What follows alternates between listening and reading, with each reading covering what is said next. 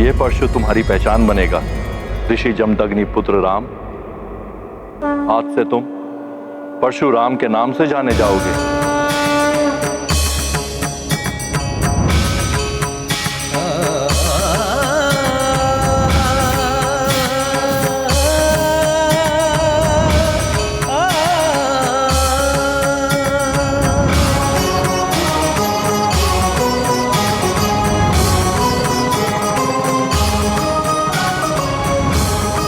ओम नमः शिवाय।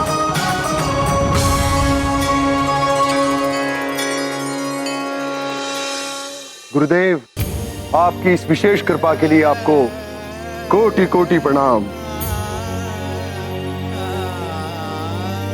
ये परशु सदैव अन्याय एवं न्याय के अंत के लिए तत्पर रहे। कल्याण मस्तु। फिर क्या हुआ माता? क्या प्रभु श्री परशुराम ने भोले बाबा से युद्ध कला का प्रशिक्षण लेने के पश्चात उस अत्याचारी राजा कार्तवीर्य का वध कर दिया? पुत्र, शक्ति प्राप्त करने का ये अर्थ नहीं है कि अकारण किसी का भी वध कर दिया जाए। दीर्घ गंभीर रहने वाले प्रभु परशुराम को भविष्य में एक कड़ी परीक्षा का सामना करना था। प्रशिक्षण पूर्ण करने के पश्चात प्रभु परशुराम अपने पिता ऋषि जमदग्नि के आश्रम में यज्ञ अनुष्ठान एवं पूजा अर्चना करते हुए शांति पूर्वक जीवन व्यतीत करने लगे। माता, ऐसा क्या हो गया था जो प्रभु श्री परशुराम जी के शांत जीवन को अशांत कर गया? एक दिन ऋषि जमदग्नि ने प्रभु परशुराम की माता देवी रेणुका को यज्ञ के लिए नदी से स्वच्छ जल लाने को भेजा। देवी रेणुका अपनी पवित्रता एवं पतिव्रत धर्म के लिए विख्यात थी। उनके पतिव्रत धर्म की तेजस्विता इतनी प्रखर थी कि वे कच्चे घड़े से भी पानी भरकर आश्रम ले आती थी और घड़ा कभी फूटता नहीं था। किंतु उस दिन ऐसा नहीं हुआ।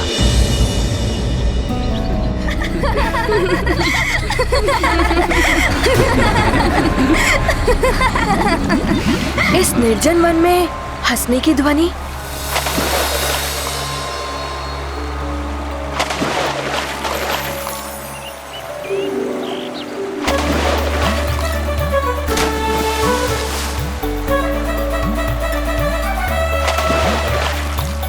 प्रतीत हो रहा है कि कोई गंधर्व है जो अपनी स्त्रियों के साथ जल क्रीड़ा कर रहा है।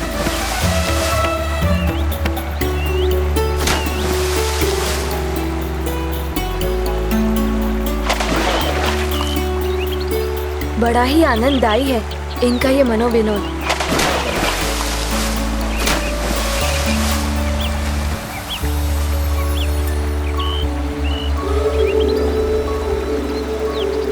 ऐसा आनंद तो मेरे जीवन में कदाचित ही कभी आ पाए।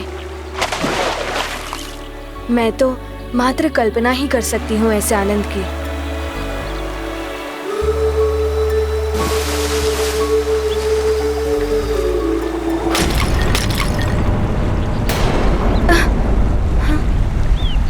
ये क्या हो गया? आज ये घड़ा कैसे फूट गया?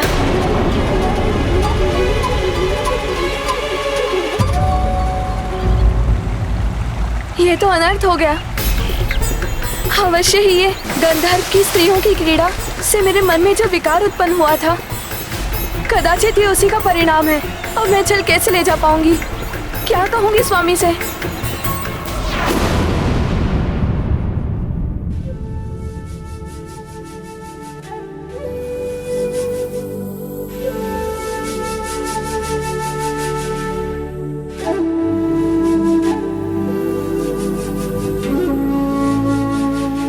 इतना विलंब क्यों हो रहा है? देवी रेणुका आज अभी तक जल लेकर नहीं लौटी? पिताश्री, मैं देख कर आता हूँ कि माँ कहाँ रह गईं। तुम्हें कहीं जाने की आवश्यकता नहीं है पुत्र वसु। मैं अभी ध्यान योग के द्वारा देख लेता हूँ कि क्या हुआ है।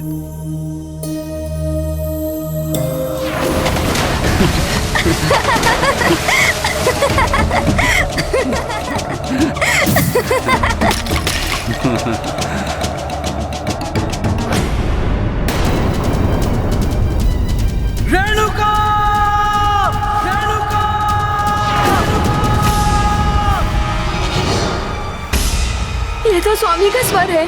प्रतीत हो रहा है कि वो अधिक ही क्रोध में है। कहीं मुझे दंडित ना करे।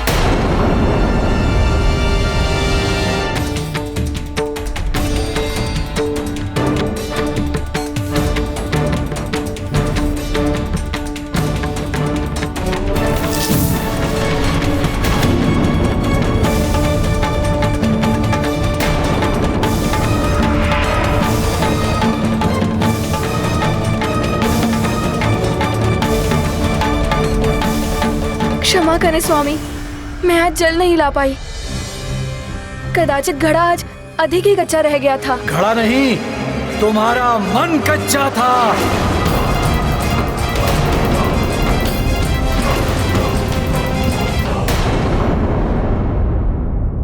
जब मन ही दूषित हो गया था तो तुम स्वच्छ जल कैसे लाती? नहीं स्वामी, मुझ पर विश्वास कीजिए, मैं अब भी अग्नि की भांति पवित्र हूँ। ना जाने ये कैसे हो गया। बस, बस, बस।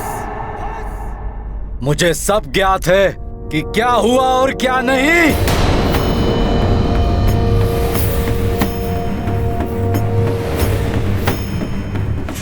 रूपवान, सुखेन, वसु, विश्वास, उतरो। ये स्त्री जो तुम्हारी माँ है, इसका मन दूषित हो गया है।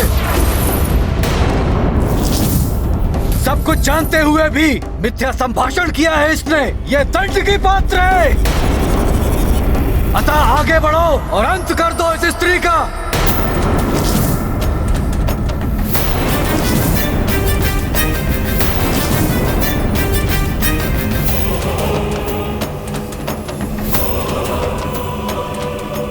ये आप क्या कह रहे हैं पिताश्री? वसु, मेरी आज्ञा का पालन करो। मृत्यु दो इस स्त्री को। पिताश्री, वेदों में भी स्पष्ट कहा गया है, किसी स्त्री के विरुद्ध शस्त्र उठाना घोर पाप है। और माता का वध एक जघन्य अपराध है। इसे हम कैसे कर सकते हैं पिताश्री? एक पतित स्त्री के विरुद्ध अस्त्र नहीं उठा सकते तुम। उस पर अपने पिता के आदेश की अवहेलना करके वेदों का ज्ञान दे रहे हो मुझे।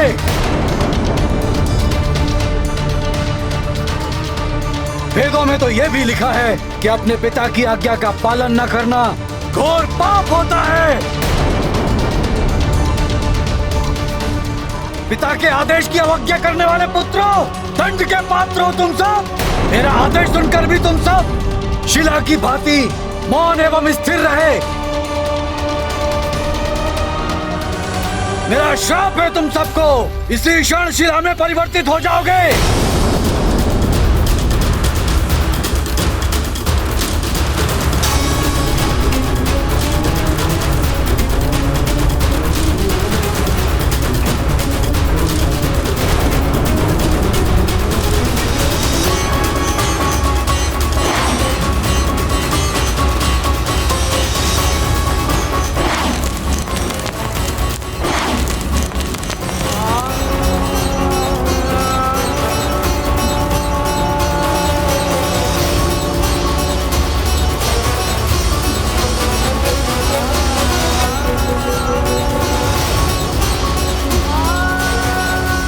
क्या किया आपने स्वामी? दंड की पात्र तो मैं थी ना, आप मुझे दंड देते। मेरे निर्दोष पुत्रों को अकारण ही दंड दे दिया आपने।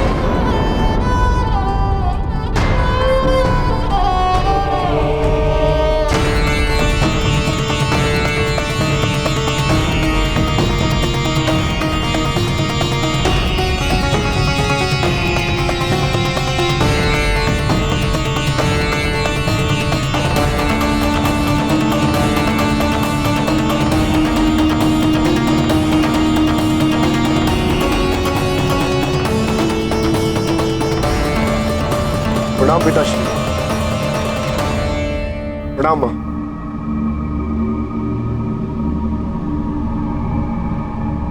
ये क्या, मेरे सभी बड़े भ्राता शिला में परिवर्तित हो गए?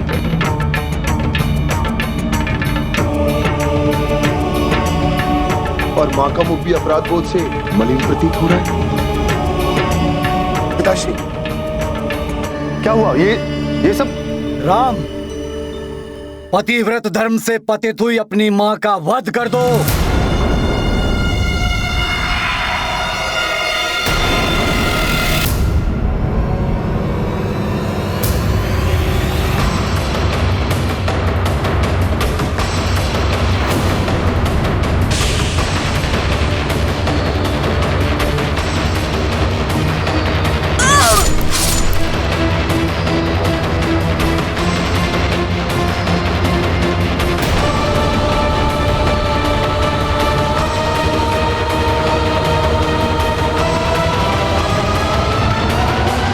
क्या माता, ऐसा कैसे कर सकते हैं प्रभु? उन्होंने अपनी माता का ही वध कर दिया। हनुमान, जिस प्रकार तुम ये सब सुनकर हतप्रभ हो गए हो, उसी प्रकार ऋषि जमदग्नि भी हतप्रभ हो गए थे। उन्हें समझ ही नहीं आ रहा था कि अचानक ये सब क्या हो गया।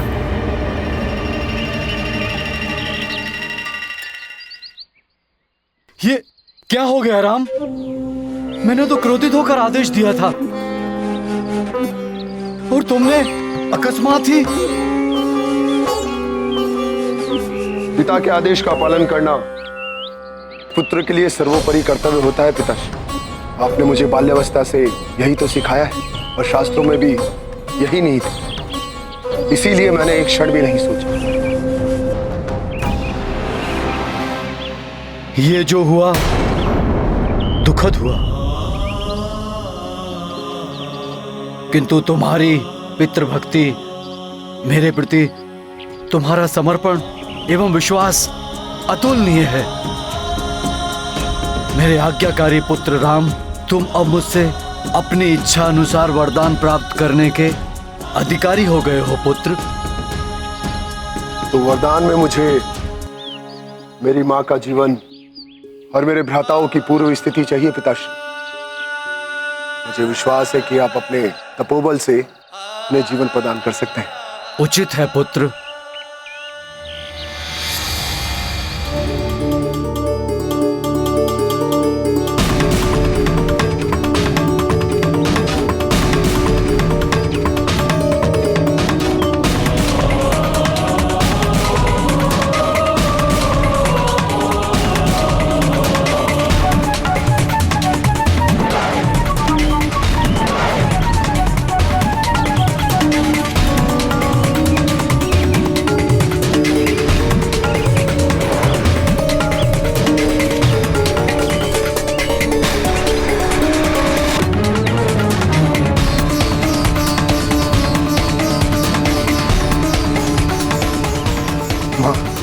हाँ पुत्र।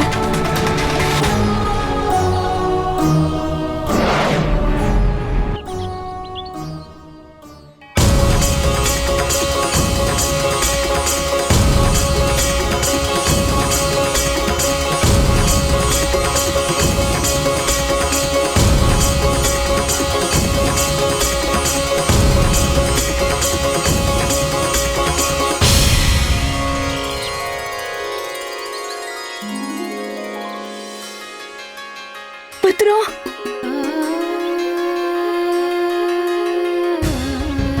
तुम ठीक हो ना पुत्र? हाँ माते।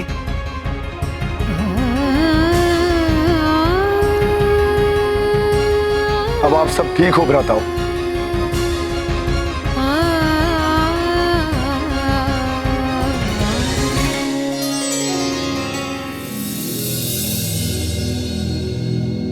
मां,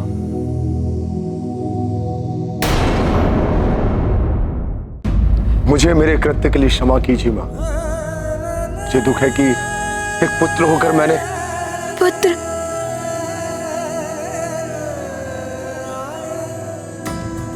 दुखी मत हो पुत्र। कदाचित मेरे मन के विकार को इसी प्रकार मिटना था, किंतु तुम्हारा ये कृत्य संसार में आने वाली सभी पीढ़ी के समक्ष पितृभक्ति का सर्वश्रेष्ठ उदाहरण बनेगा। मेरा आशीर्वाद है तुम्हें, चिरंजीवी भव। जब तक ये संसार रहेगा तब तक तुम्हारा जीवन रहेगा।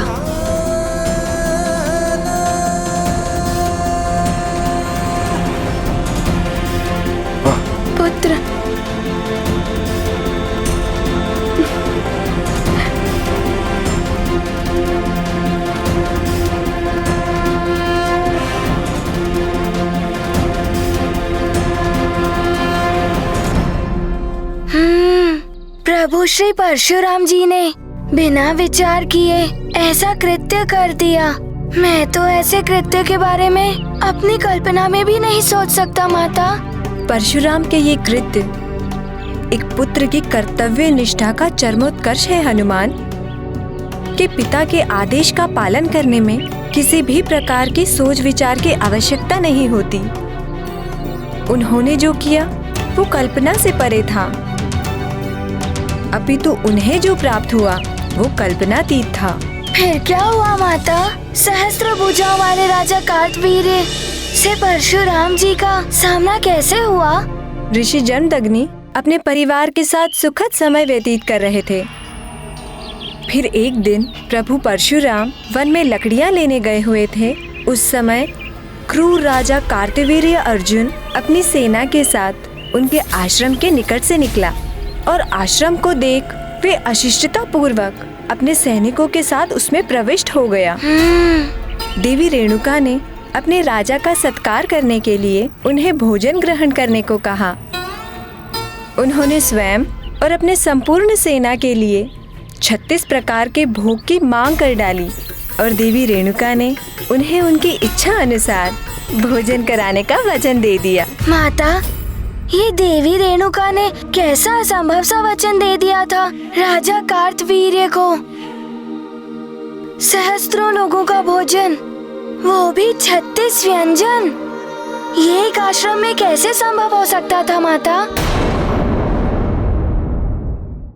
सहस्त्रों लोगों का भोजन, वो भी 36 व्यंजन। ये एक आश्रम में कैसे संभव हो सकता था माता? पुत्र, तुम्हें स्मरण है मैंने तुम्हें कामधेनु गौ के बारे में बताया था?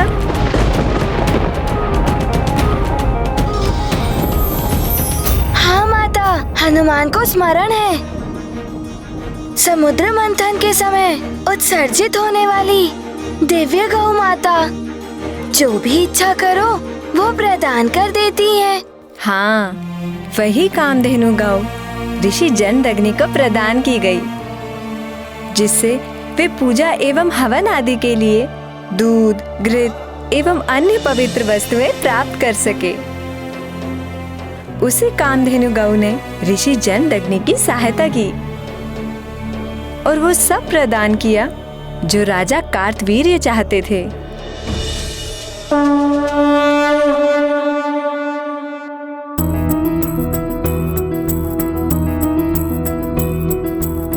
ऋषि नृप का करने सत्कारा, कामधेनु से करे गुहारा। सुरभि गौ देवे मन वांछित, 36 पकवान उपस्थित। पुत्र सहित रेणुका माई, थाल अतिथि गण के सजाई। राजन सैन्य बल संग आए, भोज किए और तृप्ति पाए। तो इस दिव्य गौ ने इन्हें ये भोजन सामग्री, आसन आदि प्रदान किए हैं। इसका अर्थ ये है कि ये इच्छा पूर्ति दिव्य गौ है, कुछ भी मांगा जा सकता है इससे। ऋषिवर,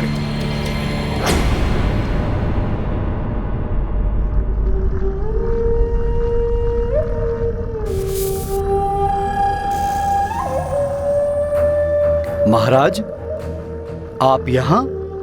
आप जैसे आश्रमवासी के लिए इस इच्छा पूर्ति गौ का कोई उपयोग नहीं है, किंतु मैं इसका विभिन्न प्रकार से उपयोग कर सकता हूं। मैं इसके द्वारा इंद्रलोक की अप्सराओं से भी सुंदर अप्सराएं प्राप्त कर सकता हूं। क्या कुछ नहीं कर सकता मैं इससे?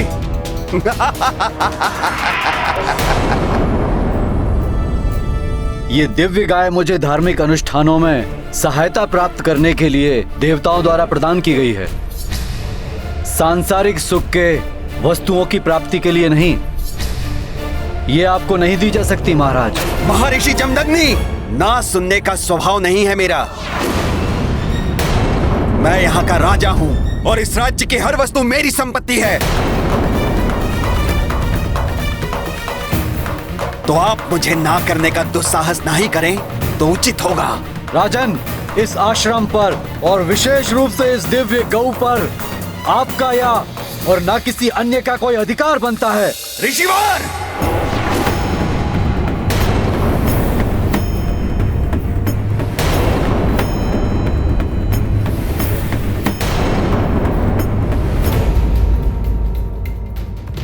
इस दिव्य गौ कामधेनु को कोई भी यहाँ से लेके जा नहीं सकता। परशुराम, परशुराम, परशुराम।